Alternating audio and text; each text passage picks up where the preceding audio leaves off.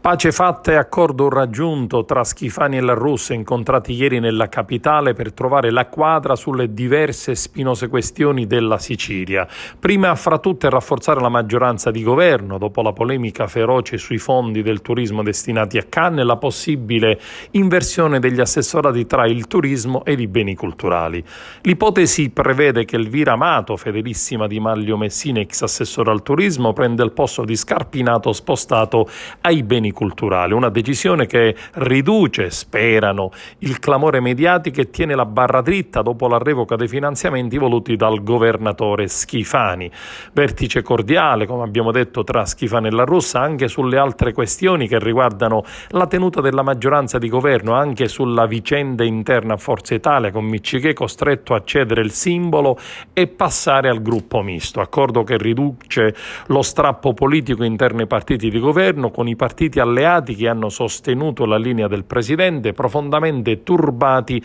per la vicenda Monte Carlo. Stessa situazione con Fratelli d'Italia, che ha dettato la linea ai suoi, far quadrato attorno a Scarpinato ed evitare che venga sconfessato l'operato dell'assessore precedente. Vedremo gli sviluppi nelle prossime ore, soprattutto in aula, dove sono state presentate ben 2 mozioni di censura a Scarpinato, che pensiamo potrebbe già dai prossimi giorni non ricoprire più il ruolo di assessore al turismo.